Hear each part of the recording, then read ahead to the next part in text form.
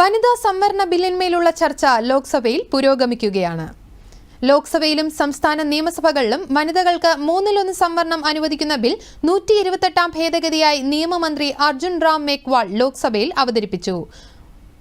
जिसमें 330 आर्टिकल जो संविधान का है उसमें 333A एक हम सेक्शन जोड़ रहे हैं, आर्टिकल जोड़ रहे हैं, जिसके अनुसार महिलाओं के लिए लोकसभा में 33% आरक्षण होगा. लोकसभा में ये बहुत बड़ा कदम है अध्यक्ष जी, बहुत बड़ा कदम है. और तीसरा संशोधन बिल के क्लॉज 4 के अनुसार संविधान के आर्टिकल 332 के बाद एक नया आर्टिकल 333A जोड़ा जा रहा है, जिसके अनुसार महिलाओं के लिए स्टेट लेजिस्लेटिव असेंबली में 33% सीटों का प्रावधान हम करने जा रहे हैं. ലോക്സഭയിൽ ബില്ലിന്മേലുള്ള ചർച്ച തുടരുകയാണ്. തത്സമയ ദൃശ്യങ്ങളിലേക്ക്. जो मिलन है समाज और राष्ट्र का निर्माण समान रूप से कर रही है. जब तक ये दोनों धुरी समान रूप से नहीं चलेगी समाज का विकास नहीं हो सकता. परंतु पुरुष के समान के महत्व हमारे समाज में ज़्यादा रही है. लेकिन ये याद रखना होगा कि ये स्त्री की पूजा होती है यहाँ जहाँ देवी देवता वास करते हैं. जहाँ स्त्री के पूजा नहीं होती वहाँ सम्मान नहीं होता, वहाँ किए गए अच्छे कार्य भी नष्ट हो जाते हैं.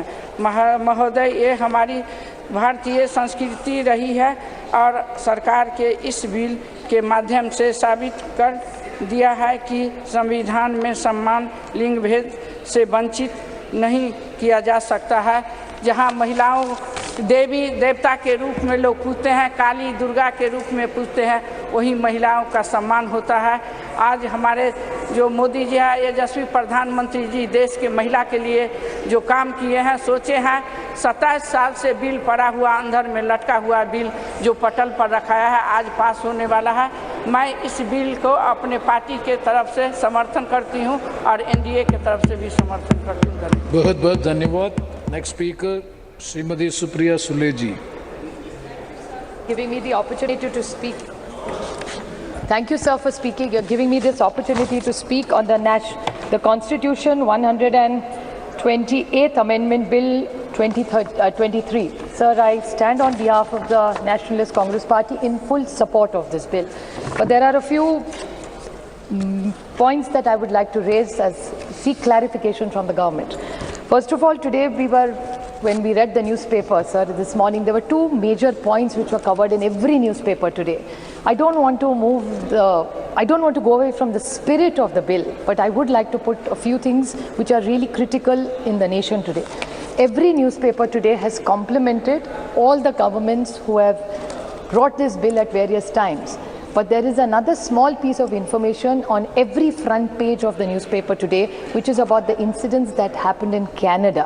So I think since this is a special session and it's only for 5 days, I request the government to debate a few topics which are equally relevant as today's. One is the Canadian issue. Yes. The second is Maharashtra today, the state which I come from, sir.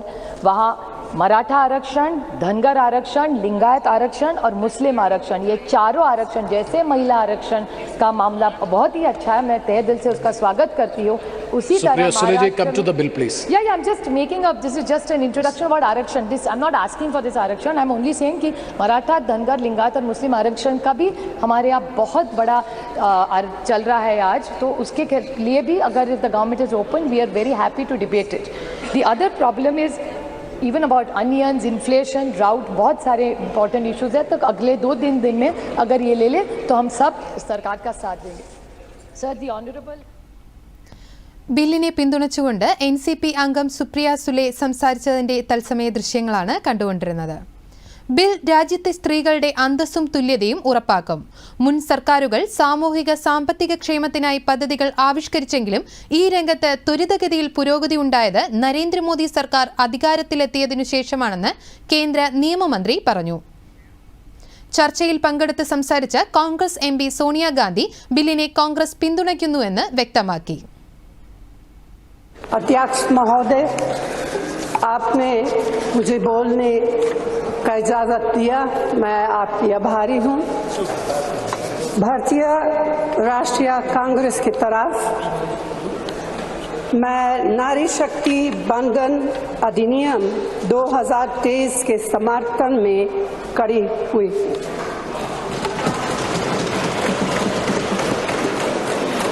धुएं से भरी हुई रसोई से लेकर रोशनी से जगमगाती हुई स्टेडियम तक भारत की स्त्री का सफर बहुत लंबा है, लेकिन आखिरकार उसने मंजिल को छू लिया है।